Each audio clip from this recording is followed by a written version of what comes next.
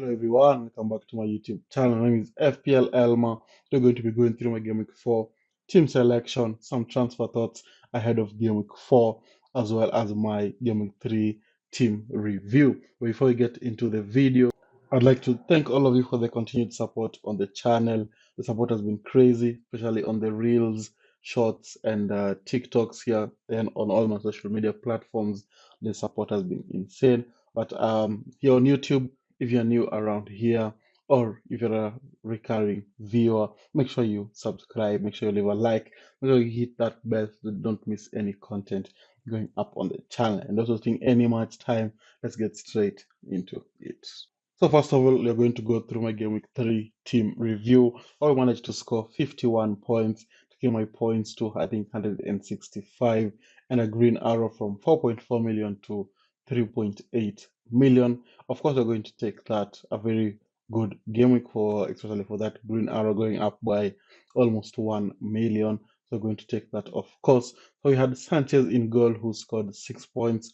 I think a clean sheet for Chelsea there. Very much appreciated for that. Then you had Richard with 8 points. I think also clean sheets, and yeah, we're going to take that as well. Then we had Pedro Porro with 4 points. I think mostly for some defcons in there, and I think a bonus point as well. Then we have Williams with 1 point, another blank from him. Then you had Salah, Vats, Kudus, Rogers, and Rangers all blanking in the midfield, and of course Watkins blanked again with only 2 points. Then João Pedro with a goal and 3 bonus points for 18 points. He was the captain, so 18 points. Then you had Dubravka with 2 points. Then the day I decided to bench Diouf, he gets 10 points on the bench. Eh, just FPL doing what FPL does. Then we had Esteve and Bui all with 1 point. So not in general, not a bad game week, especially considering that green arrow. But we hope that for game week 4 we can be able to improve on that as we push for the top 50,000 before the end of the season. So now let's look at what Game Week 4 has in store for us.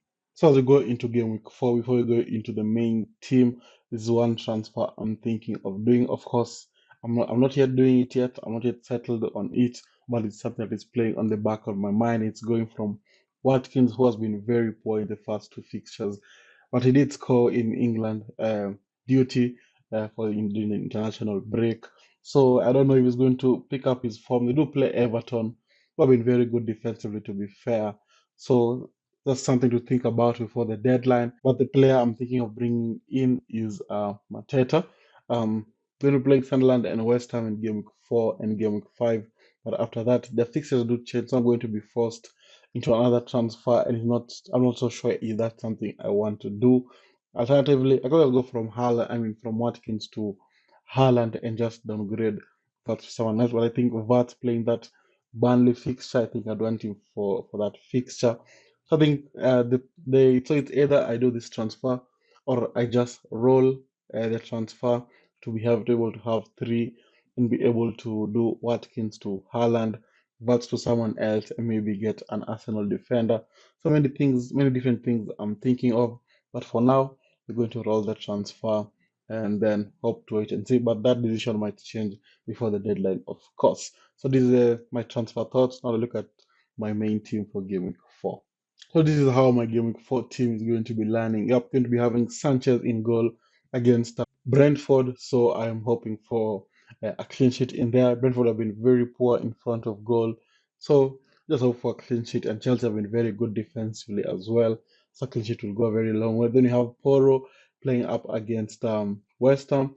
Of course, West Ham did score 3 goals against Nottingham Forest, but they looked very, very poor in the first half. I think in the first 60 minutes, they looked very poor. It just got the scoreline was not a true reflection of the goal, something I'd say. So I hope that as in Spurs are trying to recover from their Bournemouth loss, they might see some opportunity to be able to get a clean sheet, and I hope they can be able to get a clean sheet. Then we have Richard playing against Sunderland. Hope going to give another clean sheet. Maybe a cheeky goal like Gehi will be very much appreciated. Then finishing off the defense is going to be Nico Williams, who I'm not very happy about because they're going to be playing against Arsenal, who are looking very good attacking wise. They've got very good attacking depth. and with now Forest having a new manager, we don't know how they're going to be lining up defensively. But I hope that can be able to keep a clean sheet or maybe a cheeky and a clean return from a set piece will be very much appreciated. So that's the defense and the goalkeeping department. Now let's look at the midfield. So this is how the midfield is going to be looking like for game week 4. Of course, in game week 3, each and every one of my midfield blanked. But this week I'm expecting a little bit more. We have Salah going to be playing against Burnley. Not the best start to the season with 1 goal and 1 assist. And I hope that for against Burnley, I'm able to get again a little bit of form. Of course, they did score for Egypt, so maybe they'll get a little bit of confidence and effort against Burnley, can be able to score a goal or maybe score a hat trick just to repay us. Then the next player, and is going to be the captain, of course, in game week 4. Then the next player is going to be Vats playing up against Burnley as well. So as mentioned before, this one I'm keeping Vats is for this Burnley fixture. But if he belongs for this fixture, I think it's time to go. So I'm just giving him one last chance. I know that he's going to be able to repay me with a strong performance. Of course, he also did score for Germany with a wonderful free kick. Maybe that will give him a boost and a little bit of confidence. I hope he can be able to perform against Burnley. Then we have Kudus playing against West Ham. Just I think West Ham looked very poor defensively against Nottingham Forest, and they were just lucky not to concede a goal. But I do hope that Kudus can be able to score a goal in that West Ham fixture. Then you have Rangers, who are going to be playing against Manchester United. But this one, I think Legends is going to have a good game from not only for game week 4, but 5 and 6. I got a confirmation that Mamush is going to be missing the Manchester Derby and is going to be assessed further. Rancheki is out for a few weeks, and Reinders can play in that camp position very well. So my reason I'm have keeping him in my team is to hope and that Pep is going to move him into that cam role where he looks like he played in game week 1. They can be able to get us have an attacking return. So we just have to wait and see. But for now, he's going to be in my team. Then finishing off the midfield is going to be Rogers against Everton. He had a very good international break with England. So I hope that can give him a little bit of confidence boost to be able to perform against Everton. But he's also one of the players on the chopping block. So you just have to wait and see how game 4 is going to plan out. But that's the midfield. Hope is going to do a better job than game week 3. So now let's look at the forward line. So this is how the forward line is going to be looking like. We're going to be having Watkins play against Everton. I know.